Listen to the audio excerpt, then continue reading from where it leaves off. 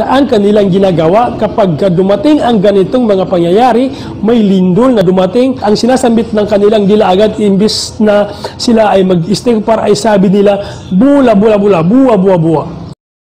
A'udhu billahi as-sami'il alim minash shaitanir rajim. Bismillahir rahmanir rahim. Innal hamdalillah nahmaduhu wa nasta'inuhu wa nastaghfiruh wa na'udzu billahi min shururi anfusina wa min sayyiati a'malina. May yahdihillahu fala mudilla lahu wa man yudlil fala hadiya lahu. Wa asyhadu an la ilaha illallah wa asyhadu anna Muhammadan abduhu wa rasuluh. Sallallahu alaihi wasallam tasliman majida. Amma ba'du, fassalamu alaikum warahmatullahi jami'an wa barakatuh. Mga kapatid sa Islam, alam natin nitong nakaraang araw ay niyanig ng napakalakas na lindol ang buong Pilipinas, ang buong mundo. Masasabi natin buong mundo kasi laganap ang nangyayari ngayon na lindol. Subhanallah. Ito ang gusto kong takay sa inyo ngayon, mga kapatid sa Islam, kung ano ba itong lindol. Saan ito nanggaling at bakit ito ipinaparating ng Allah subhanahu wa ta'ala sa atin? Ano ang gustong ipahiwatig ng lindol na ito kung bakit ito ipinaparamdam o ipinaparating ng Allah subhanahu wa ta'ala sa atin? Sabi ng Allah subhanahu wa ta'ala sa surah Al-An'am, ayah 65, Ba'da a'udhu billahi minash shaitanir rajim, Qul huwal qadiru ala an yab'atha alaykum 'adaban min fawqikum aw min tahti arjulikum.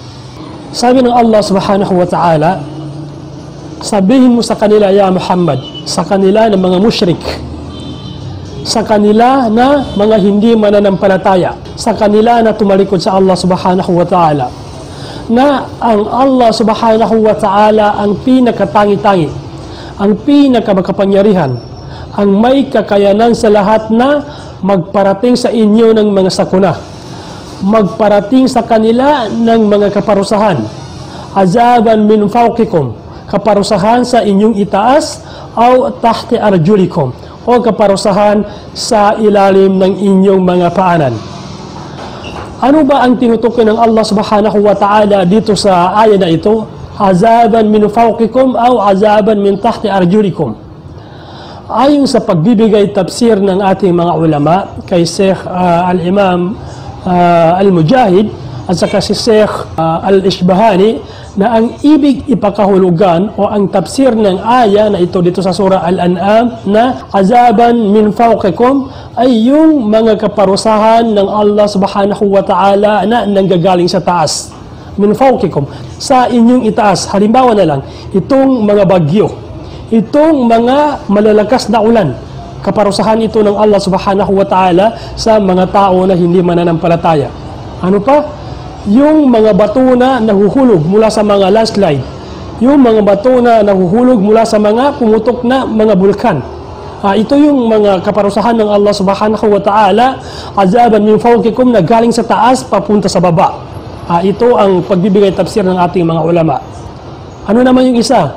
Aw azaban min tahti arjulikum, o yung mga kaparusahan ng Allah subhanahu wa ta'ala sa ilalim ng ating mga paanan, sa ilalim ng inyong mga paa.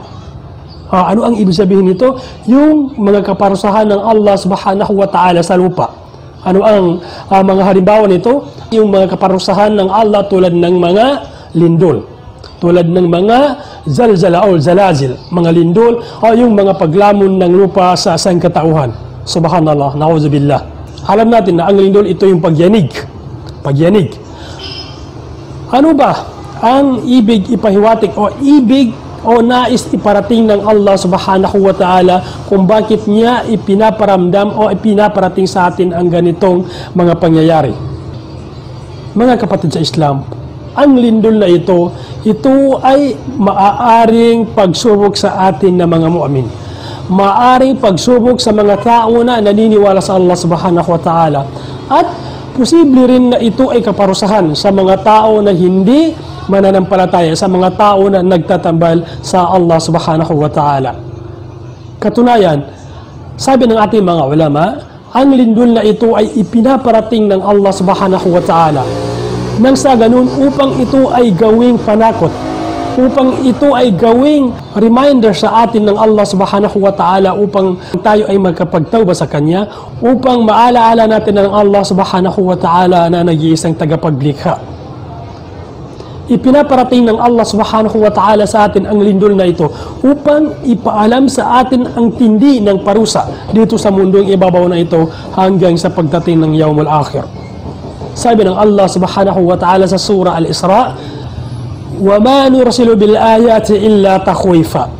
Hindi namin ipinaparating o hindi namin ipinarating sa inyo, sabi ng Allah subhanahu wa ta'ala, ang mga aya, ang mga ayat, ang mga talata, ang mga tanda, ang mga aral, ang mga himala, ang mga kakayahan ng Allah subhanahu wa ta'ala, maliban lang sa ito ay upang kayo ay takutin. Takhwifa, upang ito ay maging babala sa inyo, upang ito ay maging kasindak-sindak sa inyo, nang sa ganun ay maalaala ninyo o makuha ninyo itong aral dito sa mundong ibabaw na ito at makapagbalik loob sa Allah subhanahu wa ta'ala, upang mapag-aralan natin, mapagmuni-muni natin ang tindi ng kaparusahan ng Allah subhanahu wa ta'ala dito sa mundong ibabaw na ito hanggang sa pagdating ng Yawmul Akhir.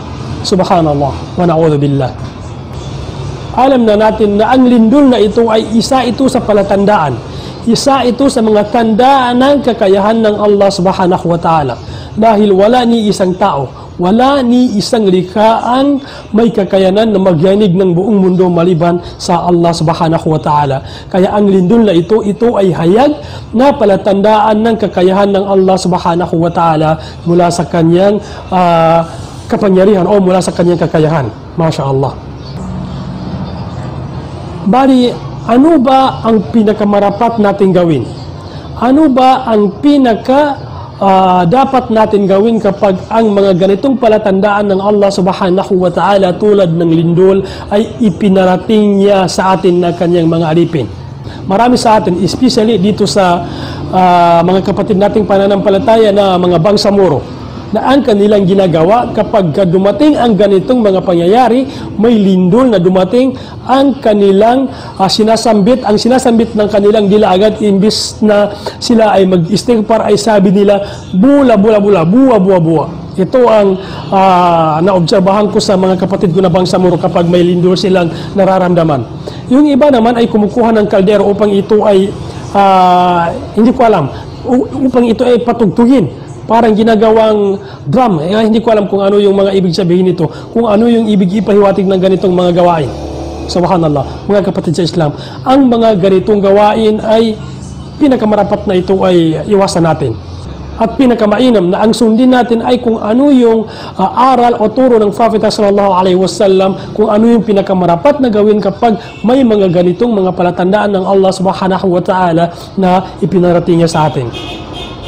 Ayon sa pagpapaliwanag ni Ibn Hajar sa kanyang kitab na Fathul Bari, kapag dumating man ang ganitong mga pangyayari, mga ganitong mga sakuna, mga ganitong palatandaan ng kakayahan ng Allah subhanahu wa ta'ala tulad ng lindol, ano ang dapat natin gawin? Tastahibu salatu indal husuli ayatun min al-ayat.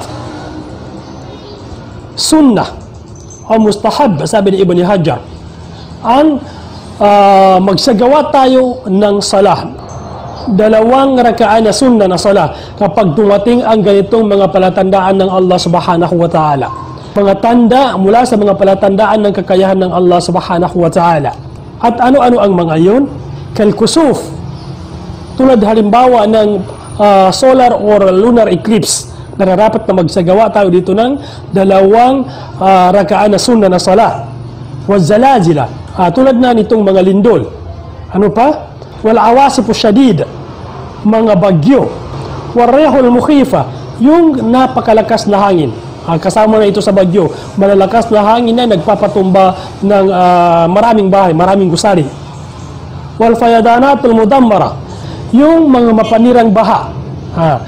Ang mga nabanggit na ito ay kabilang ito sa mga palatandaan ng kakayahan ng Allah subhanahu wa ta'ala. Kaya siya natawag na Al-Qadir. Isa ito sa kanyang mga katangian na pinakamay kakayahan sa lahat-lahat ng may kakayanan.